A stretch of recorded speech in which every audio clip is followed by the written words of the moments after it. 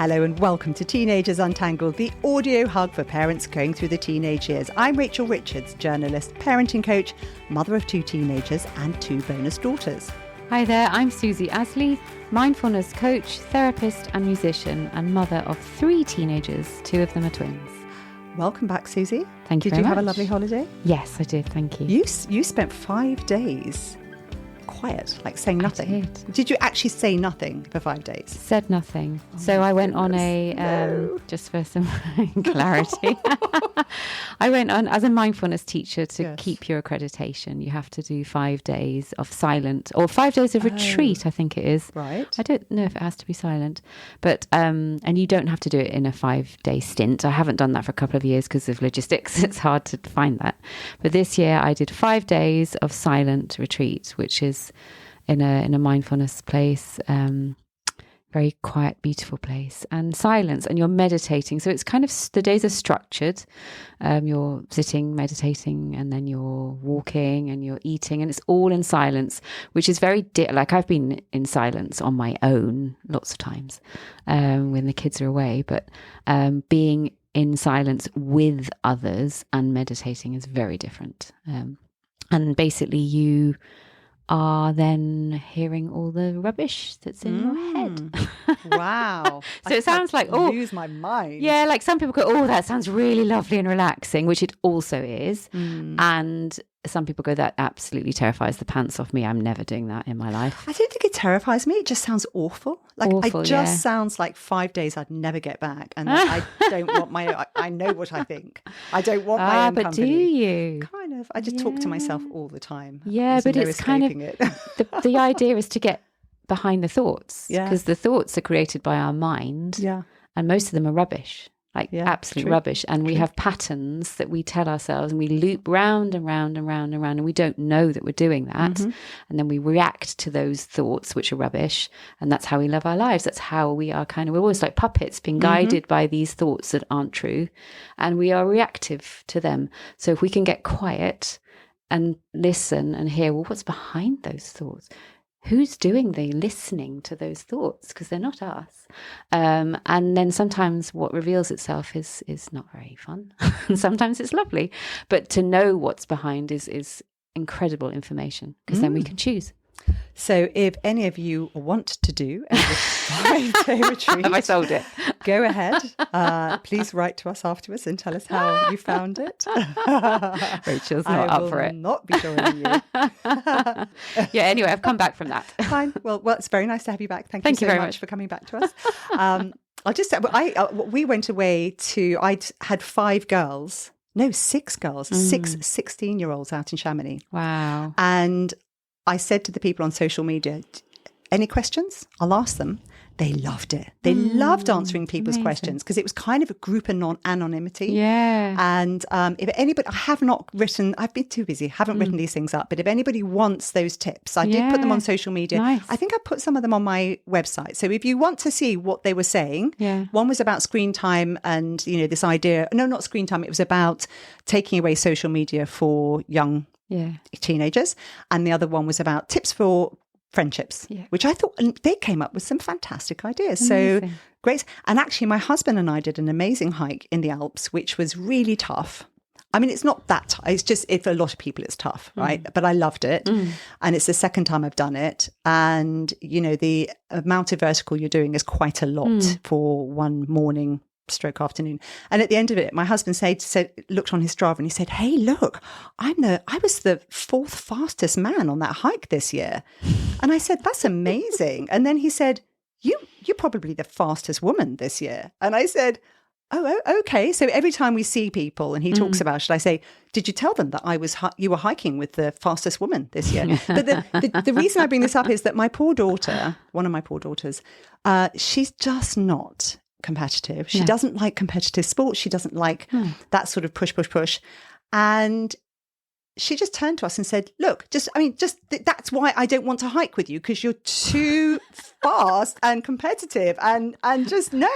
And I just said, she's right, but she's right. Yeah. And so what I did was I took a special day where we took a picnic up and did a much easier hike. It wasn't super easy, but we did a much easier one.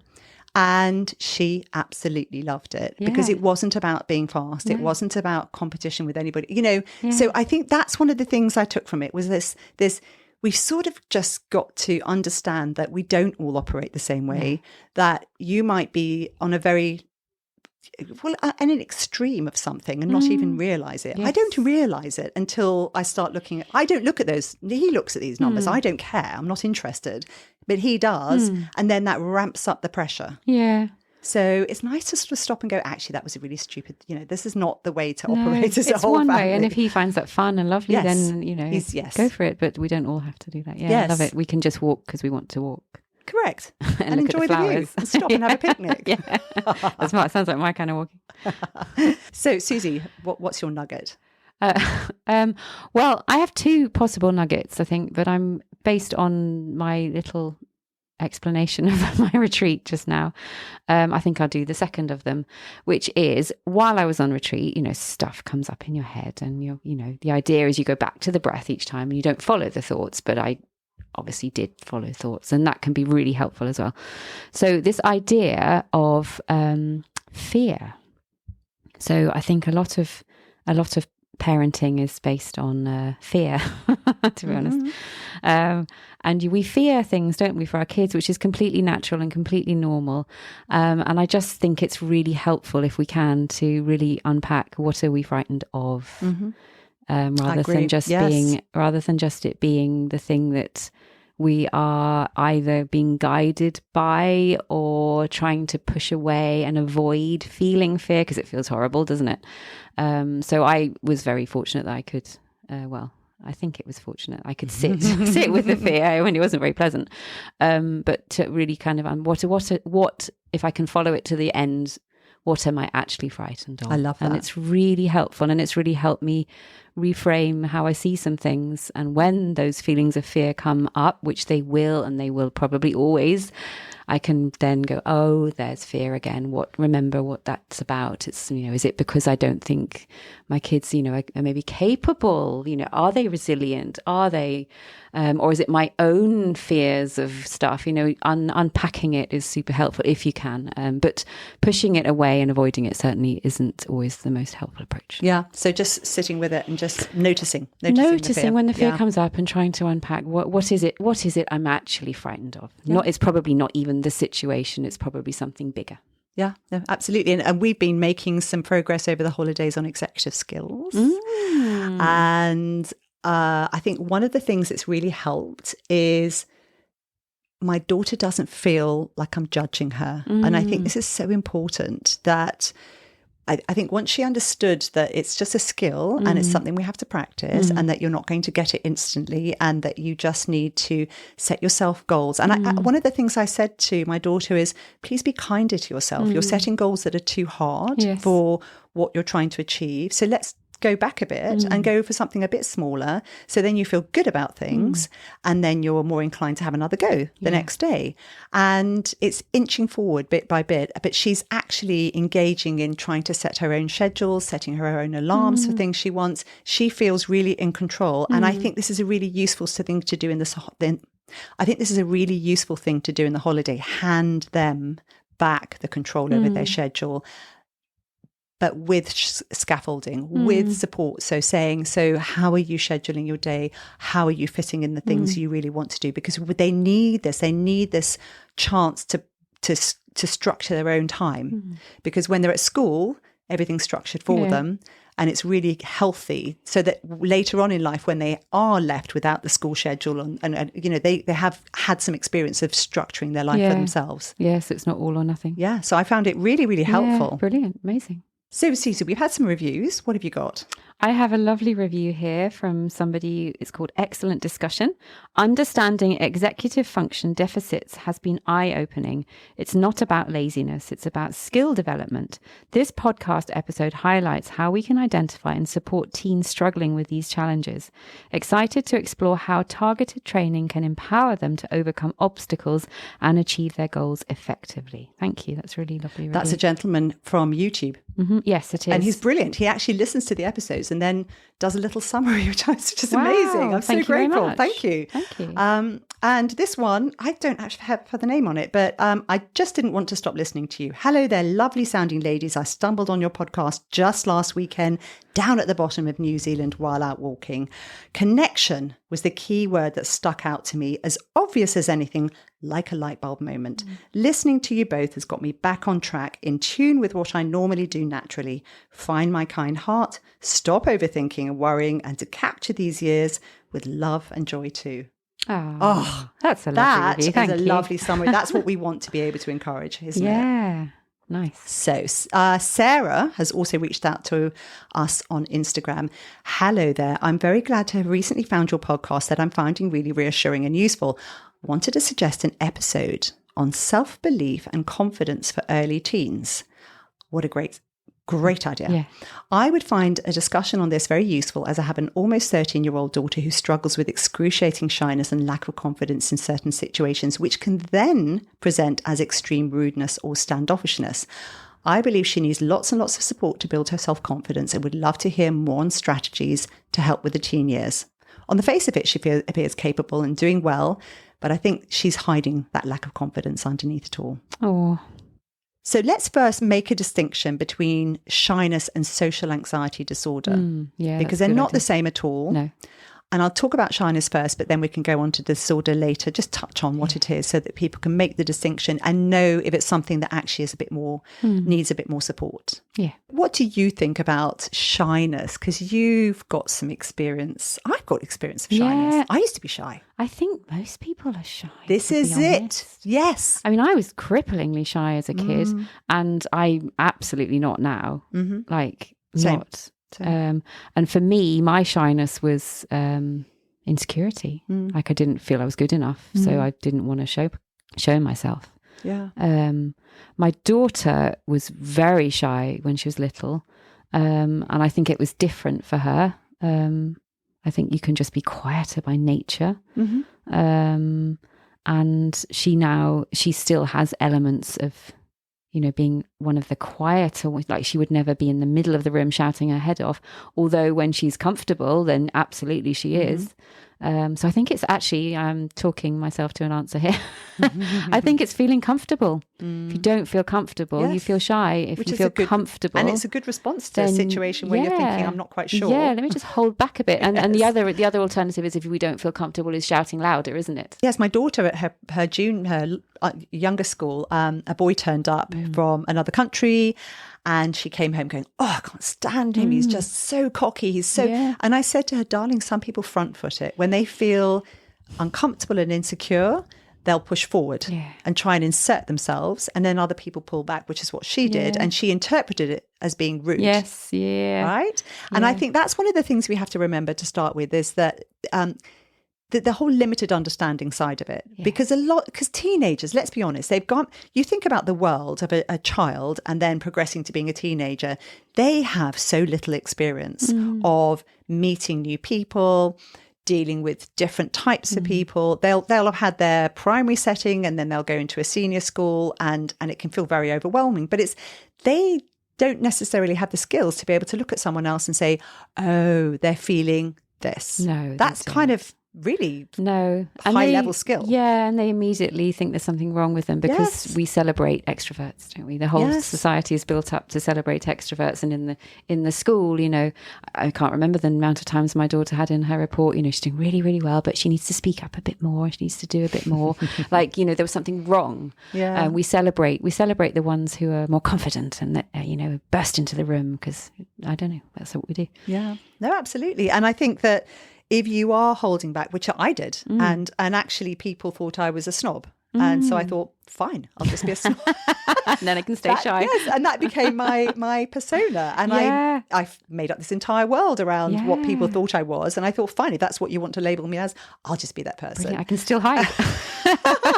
Yeah, and also I remember sitting on the coach, even to A-level college, which was quite a long journey, thinking the entire time, what am I going to say? What do I do? Really scared about having, because we've all been. So this is the other thing that we forget. It's that I think, look, coming back to the whole teenager thing, I think as human beings, and you've said this before many times, we do have a negative bias and negative interpretation tends to come to the fore. So in social situations, people tend to interpret ambiguous behavior in a negative light. Yeah. And so kids, I think quite often, because they're nervous and they don't understand the thinking of somebody else, they just think if you seem aloof or you don't say anything to them, you don't respond, then you just don't like them. Yeah. And my daughters came home and they said, oh, they don't like me. And I said, I'm not sure that that's the case. No. And one of the things one of the girls said in this kind of chat, talking about friendships that I thought was so useful is she said, go up and say hi. And she said, if you're the person who goes and initiates a conversation, I just think, oh, wow, what a lovely person. I don't think, oh, who's she to talk to me? But the person having to go up and say hi would be thinking, oh, they're going to reject me. Yeah, it's brave. It's a fear of rejection. It's really brave. But actually, it will probably be received really well because everyone else is really scared too. Yeah, so actually, that reminds me, my daughter, who was super shy when she was little, she's going to a sixth form college, and she won't mind me sharing this. She went to, I can't remember what they called it, the day where they had to go and look at their A-level choices and all of that kind of stuff. And I was actually not here. So she came home and she said, she went with quite a few from her school, so comfortable. Nice. And she came home sort of saying none of the other kids, as far as she could see, I'm sure they did, talked to the other kids. They all stayed safe. And she said, I went up to kids I didn't know and said hello. So this shy girl, so you don't have to stay shy. It's feeling comfortable. And she said, I went up and said hello, and it was brilliant. It was really, I really enjoyed it. And she was like, why did they not do it? And she can tell that, they'd come on their own and they didn't have anyone to talk to. So she picked those ones out. Good girl. Amazing. Great skills. Amazing skills to have, and those will help her whole life. Exactly. So no one told her to do that, though. No, exactly. And this mum, when you're at home listening to this, just don't, because the mother's also quite shy and she's worried that she's looking at her daughter going, oh my goodness, the whole pattern's being repeated again. Don't panic, because she doesn't have to be stuck in shyness. No, this isn't And it's also, it's painful, isn't it? Because it doesn't feel nice feeling shy. It feels horrible, especially as a teenager. And being misconstrued is awful. Like you think, oh my goodness, my daughter's going to feel the same that I feel and I felt, and it's painful, isn't it? And so then we kind of can quite easily and understandably and quickly make it into there's something wrong that we need to fix. Like we need to fix the shyness. We need to make them more confident and more outgoing. So they pick up on that, and it's super, super well-meaning and lovely, and you need to do this and this and this. But I think a lot of what they hear is there's something wrong with me. I already feel horrible because I don't like feeling shy, and now that's also there's something wrong with me. I need to fix it. Yes, and my daughters both said when they first went into school, when we would have conversations about other people and how they were, they'd say, oh yeah, but they're really confident, they're really happy, they're really. And I said, well, are they though? Yeah. That may be the front that they're putting forward, but you don't really know how they're genuinely feeling. So I think there's an awful lot of misunderstandings going on at those ages, because everyone's so insecure. We've always had at home, like they talked about, the shy kids, and I love the shy kids because I relate to them. I was that kid. So we've always had like in there, oh, they're really shy. I really like the shy ones. Yes. So like it doesn't have to be a bad thing. Like in their ears, we like them. And also cultural differences, because individuals from different cultural backgrounds will interpret social cues differently. Yeah, that's a good point. So my daughter had a South Korean friend who was really meek in the way she came across, but that's a norm for her culture. That's a really good point. And so if you come from a culture where they're quite loud and shouty and they think that's really important, then that will make it even harder. Yes, so and then you can take that down into, each family has a culture. Exactly. So it's not just international, which is, maybe more obvious and really important, but each family has a culture. You hear it, don't you, when people marry into a really loud family and they come from a really quiet one, that sort of mix-max. Yes.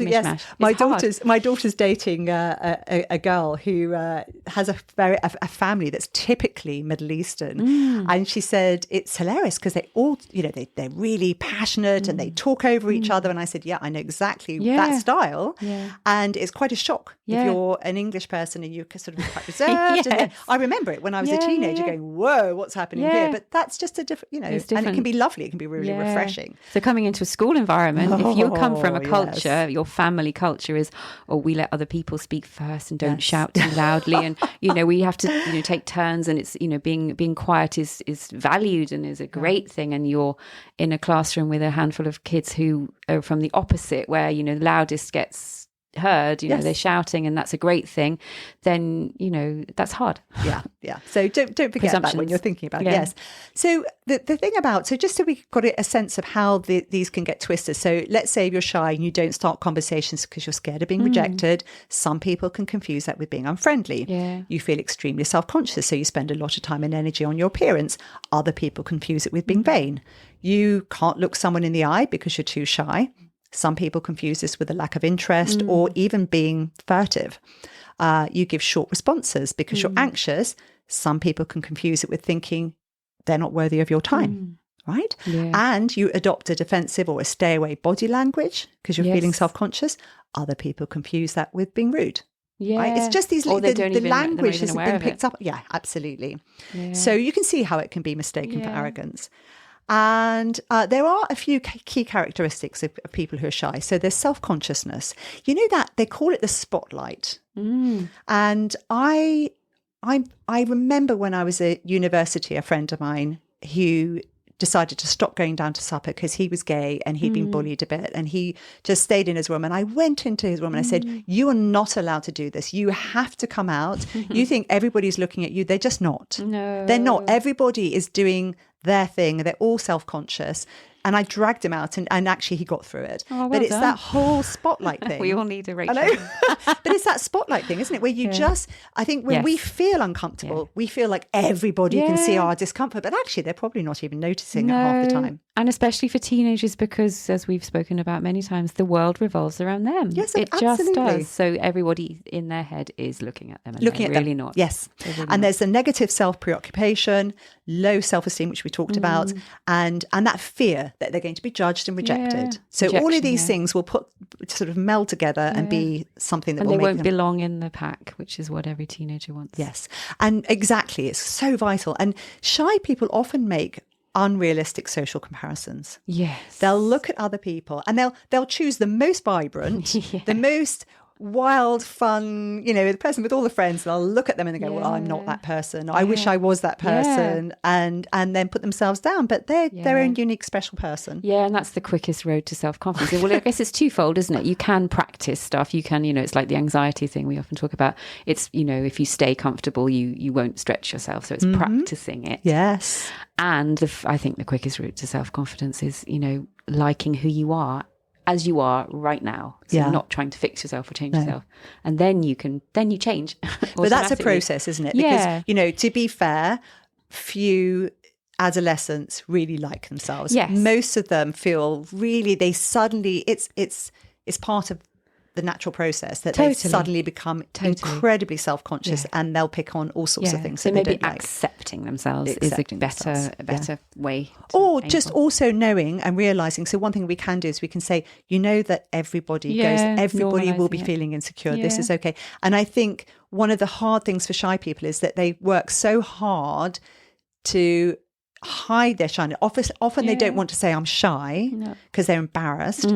And then that makes every social interaction exhausting because you're having to work extra hard to get past those experiences. Yeah, and then you're going away with a million thoughts as to how you did it wrong and how you should do it better next time. It's exhausting.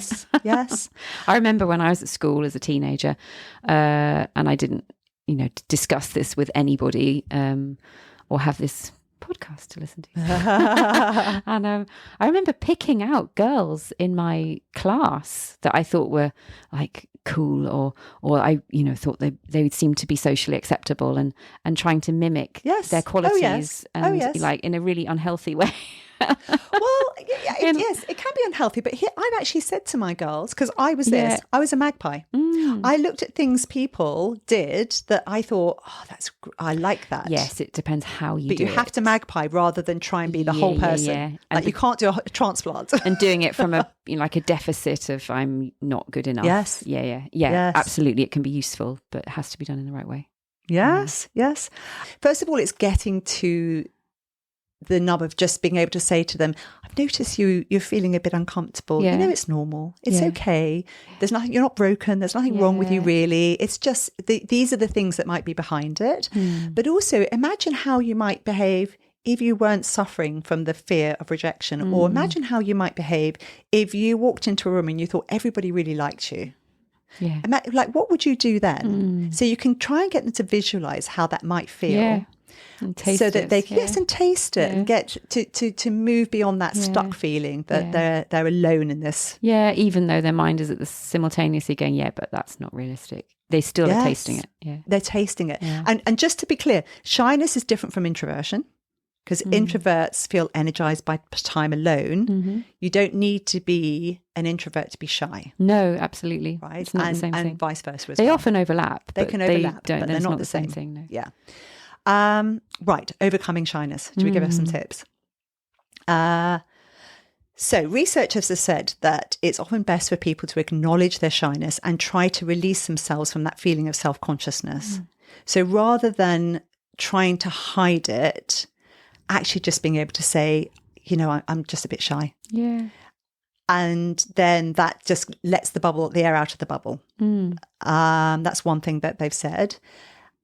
Instead of avoiding social events, shy people can schedule them in advance. So you might think, I don't want to do that. Well, actually scheduling things and practicing the skills ahead of time can help. Yeah. So this visualizing of how am I going to do this, preparing can shift the focus from what could go wrong to what could go right. Yes. And putting things in place, I imagine, like going with a friend that you feel comfortable with and knowing you can leave if you want to, because feeling trapped isn't very fun, is it? Yeah, and you can talk through, okay, so if there's a moment in the conversation when you're feeling really awkward, what are the things you can do either to kickstart the conversation or remove yourself so that you can go and regroup and come back in again? Yeah. Right. Yeah. So giving them techniques so they don't end up going, I can't do this. Yeah, running. Because I think every time that happens, then it'll just build on that anxiety.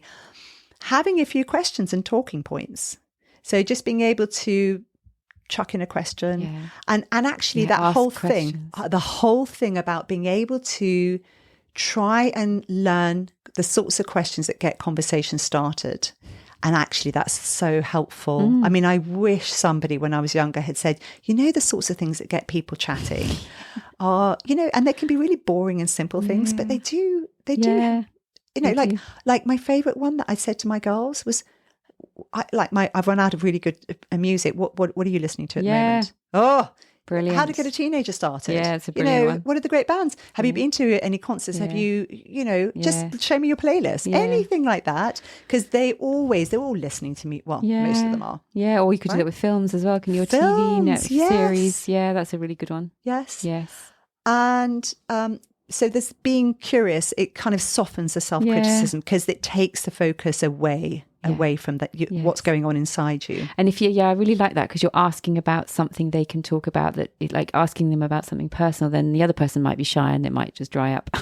But if you're asking about, do you like this movie? Or do you like that's brilliant. Yes. So have a list. You can give them a list, or you can sit down and work out a list of the really things that really interest them. And actually, I think at the root of this is we can help our children find their passions or things that they enjoy, because if they're doing something they enjoy, they're more likely to meet other people who enjoy the same things. And you've said this before, that actually you don't shut up if you're with people you really feel comfortable with. No. So actually part of the shyness is just you're not with your tribe. You're not in a situation that feels warm and inviting and that you can be yourself. Yeah, it's discomfort. You don't feel comfortable. Yes. And I think we can help them with practicing some key techniques that tend to be things that people do when they're shy that cause problems. Yeah. So try to maintain some eye contact. Yeah. Try to look people in the eye rather than always looking away. Try to be a little bit more open. If you're thinking, I'm feeling really anxious, just try and relax your shoulders. the little things that they can do might help ease that social barrier. And if we're doing and sort of emphasize it, doing it in the tone of, this is just to help you feel a bit better and help you a bit, rather than, oh, you feel shy, we need to fix you. Yeah. No, I completely agree. You could try this. It's just like, I've done this too, awkward, if you want some help. Yes, I love that. I love this. And actually, this mother who has been shy, you're in an amazing position to be able to say to your daughter, I used to feel really shy. And I still find it a little bit hard, but here are some of the techniques I've used. And you're not broken. No. And actually, people can be very successful. Yeah. It's not a thing, really. Shy people are often really lovely. Oh, yes. They're nicer. They're usually nicer. Now, I promised to mention social anxiety disorder because it is different and it's important that there is a distinction. The thing about social anxiety disorder is it's actually doing everyday things such as eating or drinking in front of others, using a public restroom. These things can cause fear or anxiety. You can feel humiliated, judged, rejected. My daughter, when I was looking down the list of these things, my daughter did struggle with this, with having to stand up and talk in front of people. And she had the sweaty palms, the closed up throat, so she couldn't speak. Have that. I've stopped talking in front of people. Yeah. And it can be small and it can become really big if it's not kind of noticed. Yeah. I also think it's bandied around a lot, that term. It's become really popular. It's like, I've got social anxiety. No, you haven't. You just feel a bit awkward like every other person on the planet. Yes. And I think that's the thing to do, is just to be, it's such an important point you're making, because I've seen a lot of stuff about what's happening in classrooms where there has been a movement where it's a no call. And what they mean by that is the teacher should not be, there are parents saying, don't call on my child. Don't ask them to put their hands up. They've got social anxiety. Oh, gosh. And the problem with that is that I understand why the parents are saying that. The problem is the child is never, ever going to deal with that feeling. And it may really not be a big thing until you label it as that and then you create something. Yeah, it's not super helpful. So it is one of those ones where if it's genuinely a big thing where they are struggling to do anything, they're struggling with normal day-to-day things, they need proper professional support. Yeah, definitely. But this is not, the trembling, the mind going blank. We all experience those things. It's completely normal. It's a survival mechanism. We're meant to have it. So otherwise we would not have made it this far in humanity. Absolutely. So there are treatments for it, CBT. I had a very interesting discussion with Renee Mill, who's based in Australia, about anxiety. She was amazing. So listen to that if you're interested in that at all. There's another treatment called ACT, which is acceptance and commitment therapy, which is rather newer. Yes. Really and I knew you'd recognize that because it's strategies like mindfulness and goal setting to reduce discomfort and anxiety. So again, it's taking you out of your, it's like being mindful and accepting the discomfort, but at the same time setting goals and things so that you're moving forward rather than just staying on that same track going over and over and over. There's a really brilliant, I don't know what if you call it, a technique, or it's a thing. I use it in teaching, and it's this idea, it's ACT, and it's this, we have a mantra in our heads, all of us. It's often, I'm not good enough. For people, but it could be, I am, the thing you tell yourself when you're feeling down on yourself, I'm not good enough, I'm lazy, I am stupid, whatever your particular personal brand is. And you hear that, I am, so let's take, I am lazy. Then you take it to the next level and you go, I am having the thought that I am lazy. And then you sit with that and notice what that feels like. And then the third step is, I notice I am having the thought that I am lazy. And you sit with that and you just notice the difference. And it's quite powerful. That's wonderful. Yes, powerful. We should all try that. Because we are not those things. They are thoughts. And then I am having that thought. And it just usually, not always, but it usually provides a little distance between that. And to inspect it and go, is it really true? Or is it just something that or just a little light relief. A narrative. Yeah, I like that. That is ACT. Great one tip. Of the things. Great tip. What do you think of this episode? You can message me using teenagersuntangled@gmail.com. Leave a review on your podcast platform or on the podcast website, which is www.teenagersuntangled.com, where there's a search engine for entering keywords to find an episode that might answer a question that you have. And if it doesn't answer your question, then message us. We'd love to hear from you. Don't be shy. Don't be shy. Sorry, actually, we're getting lots of We're getting messages through on Instagram, and Amazing. I'm sort of getting it's great. I think now people are seeing that I'll put email question or listeners question. Yeah. People are going, I've got a question. Yeah, brilliant. Yeah, bring them on. And if you found this useful, please just tell somebody else. Yeah. Anybody, just one person. Yeah. If it could help them. Susie, how are we going to reach you?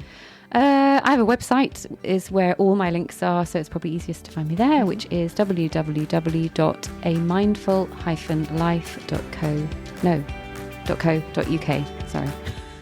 She's just been on holiday. With the fairies, aren't you? Is it calm? Is it .co.uk? Can't remember. It's .co.uk. And if she doesn't answer immediately, that's because she's enjoying herself somewhere else, or she's taken another 5-day retreat. Yeah, in silence with no gadgets somewhere. Fabulous. So have a great week. Bye-bye for now. Bye-bye for now.